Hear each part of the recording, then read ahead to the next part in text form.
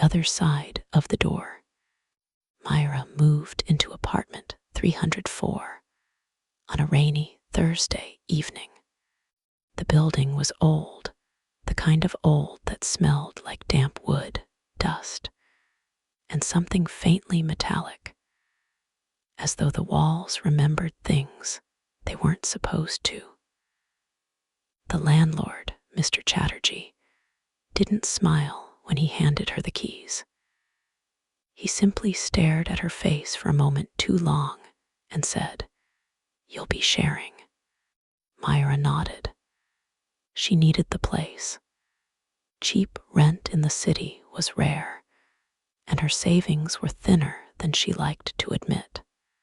"Your roommate's name is Alara," he added, his voice low. "She keeps to herself."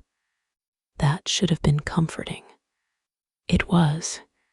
One first night, Alara wasn't home when Myra arrived. The apartment had 2 bedrooms connected by a narrow hallway. Myra's room was near the entrance. Alara's was at the very end, its door painted a dull off-white that looked slightly darker than the others, like it had absorbed more light than it gave back. The common space was neat to the point of being sterile.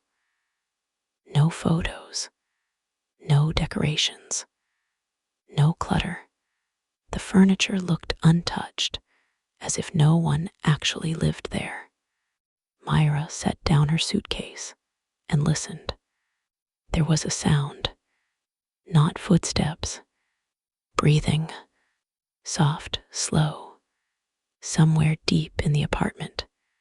She stood still, heart pounding, until she realized it was coming from the old ventilation duct above the kitchen. The building breathed, she told herself.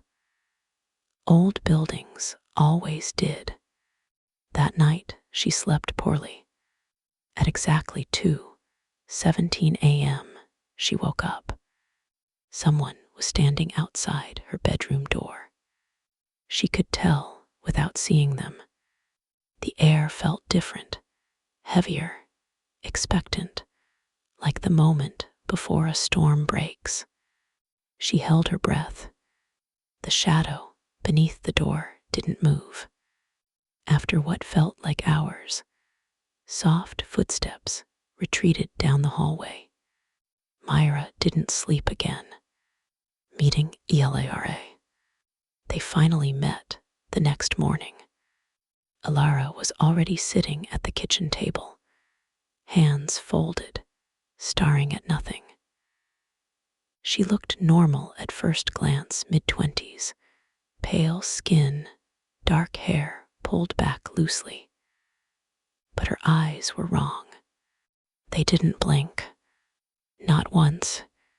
"Oh, hi," Myra said carefully. "I'm Myra. I moved in yesterday."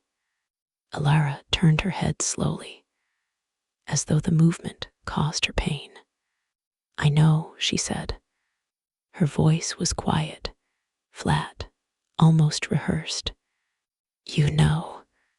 You stood in the hallway for 4 minutes last night before opening your door," Alara replied. "You breathe louder when you're scared." Myra laughed awkwardly. I must have been tired." Alara tilted her head. "You shouldn't leave your door unlocked," she said. "Things walk at night." Myra didn't ask what she meant. 3. The rules. That afternoon, Myra found a piece of paper slipped under her bedroom door. Roommate rules. For both our safety. 1. Do not open Alara's bedroom door. 2. If you hear whispering, do not respond. 3. If you see someone who looks like me, but doesn't blink, run. 4. Lock your door before sleeping. Always.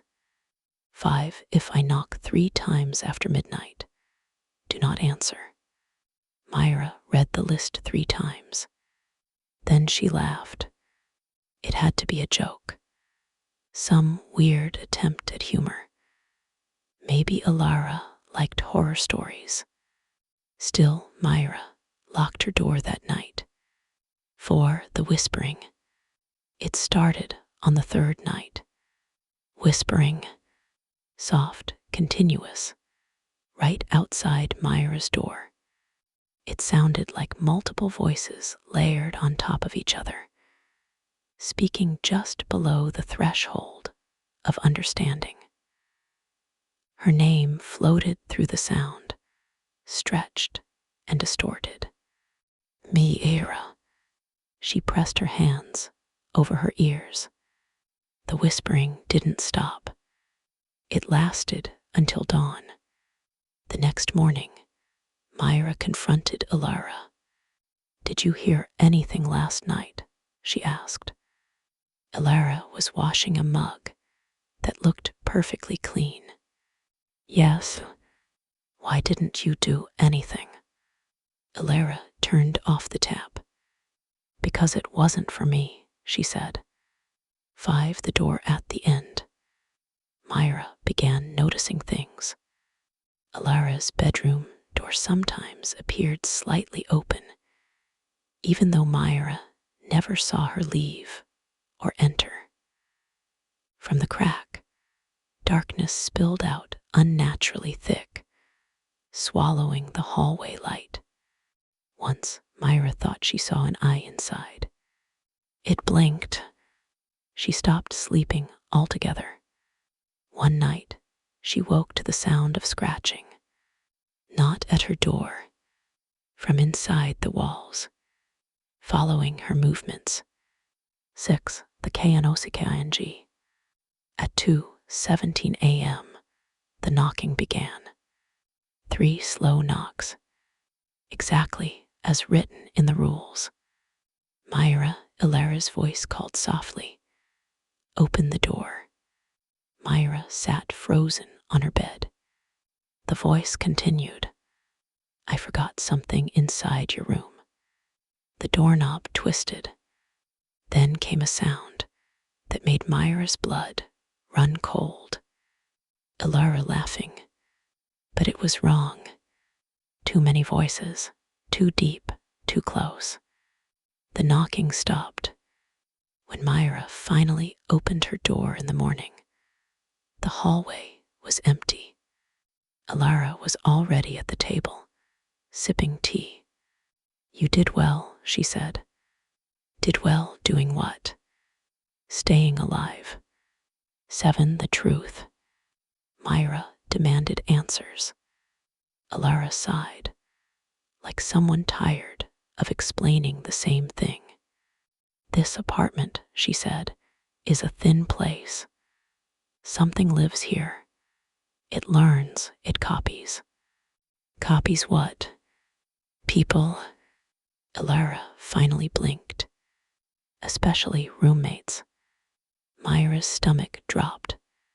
"You weren't the first," Alara added. "You won't be the last." The final night.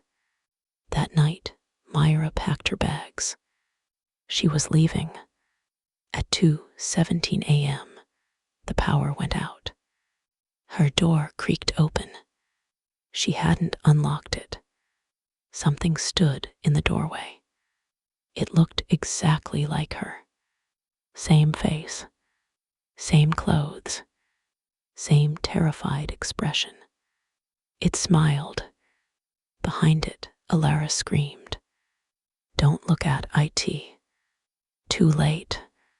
The thing stepped forward and whispered, "Roommates share everything." 9th morning, Mr. Chatterjee unlocked apartment 300 for the next morning. Only one girl sat at the kitchen table. Dark hair, pale skin, unblinking eyes. "What's your name?" he asked. She smiled. "Myra." From the end of the hallway, a door slowly closed, and somewhere inside the walls, something learned how to breathe.